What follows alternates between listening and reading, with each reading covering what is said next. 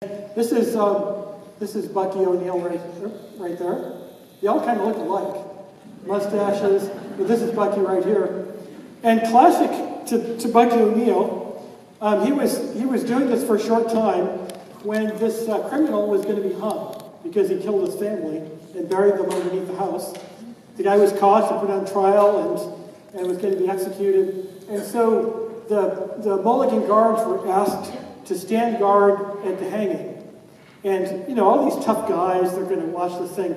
Buckey O'Neil fainted at the event, which was, it was no end of ridicule he got from his friends, and something he had to deal with because he always looked at himself as what we would call today a macho guy.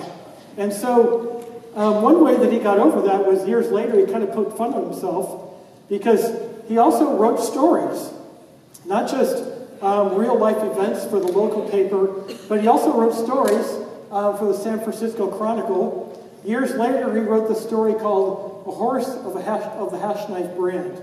And in it, he tells a story about this guy who is going to be hung, and there's some militia that are standing by, and this one guy faints, as it turns out.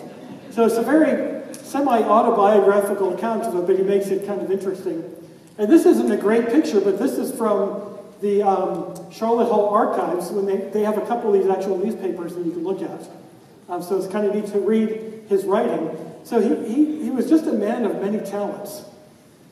So in 1886, now we can call him Owen O'Neil. Owen was his middle name. And Owen is what this young lady, Pauline Schindler, called him. Schindler, what a great last name. I want to find out more about her.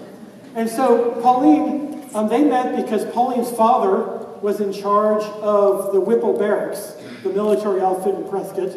And because Buckey O'Neil was getting, well known in the community, he would go to public events, and Pauline would be at those events. They met, fell in love, and in April 1886, they got married. She's the only one that could call him Owen, that could get away with it.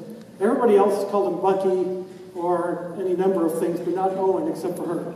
So they got married, and it wasn't too long after that they had a young son, and he called him Buckey Jr., Little Buckey.